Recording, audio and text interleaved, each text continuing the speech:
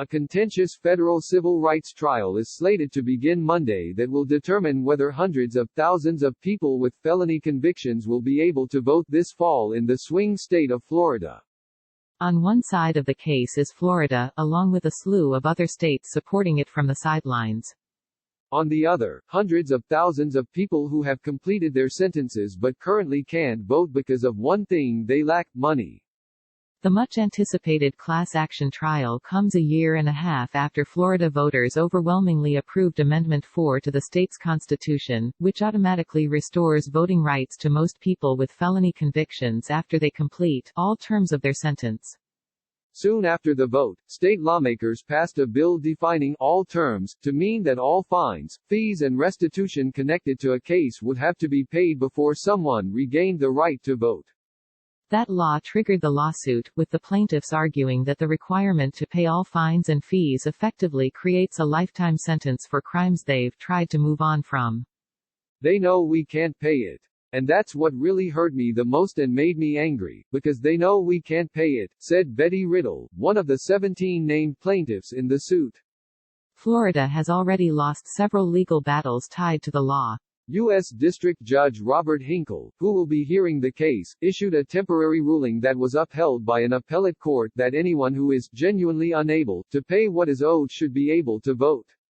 An estimated 82% of people with felony convictions have not yet paid the money they owe, according to expert witness testimony submitted in the case by University of Florida professor Daniel Smith.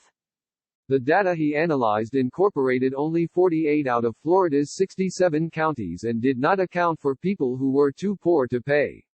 Smith said overall it was practically impossible to quantify how many people might not be able to vote under the new law, because of sloppy, decentralized record-keeping from the state.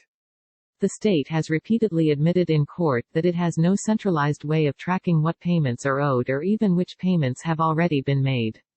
Several of the plaintiffs in the case say they have been unable to get answers on how much money they still owe.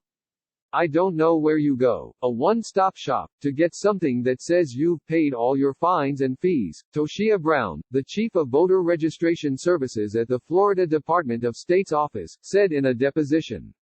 I don't know how they would be able to get that information. If you can't vote unless you pay back what you owe, but the state can't tell you how much you owe, then you'll never get your constitutional rights restored, said Lisa Foster of the nonprofit Fines and Fees Justice Center, which has been working to eliminate fines and fees from the criminal justice system. Politically, the case has largely split along party lines, with Democrats in favor of granting voting rights to people who still owe money, while Republicans are opposed. But the plaintiffs have gotten some support from some libertarians. If you boil what conservatism is down to its most basic principle, it is a government that cannot act arbitrary and capricious against its people, said Arthur Reiser, an attorney with the libertarian think tank R Street Institute, who has filed a brief backing the plaintiffs. And besides putting you in jail, putting you in prison, the most powerful thing a government can do is strip your right to participate in the democratic process. The state's allies say the arguments being used against the new law are misguided. It's not some sort of Jim Crow conspiracy to deny the disproportionately non-white felons their rights, said J. Christian Adams, the president of the conservative Public Interest Legal Foundation. There's a whole lot of crime victims in Florida, regular people, sometimes people in the communities hardest hit by crime, that aren't ever gonna get the restitution if the plaintiffs have their way, said Adams. Until Amendment 4 passed, Florida had barred people with felony convictions from voting for life since 1868, a few years after the Civil War. For years the only way to get rights restored was through the state's clemency board, made up of the governor, attorney general, chief financial officer and agriculture commissioner. But the number of people granted clemency varied widely depending on the administration. A federal judge in 2018 ruled that the state's clemency process was unconstitutional, highly politicized and disproportionately stacked against African Americans. States are watching the trial closely. 30 states currently require someone with a felony conviction to pay fines, fees and restitution before they regain voting rights. Attorneys general in Alabama, Arizona, Arkansas, Georgia, Kentucky, Louisiana, Nebraska, South Carolina, Texas and Utah jointly submitted an amicus brief in support of Florida's case. The states argue that they have a substantial interest in seeking money before someone gets the right to vote restored and that the case could set legal precedent. If states are limited in their ability to pursue reenfranchisement alongside their other interests, some states may well throw in the towel and prohibit any felon from regaining the right to vote, they wrote. All of the attorneys general on the brief declined interview requests, as did the office of Florida Governor Ron DeSantis.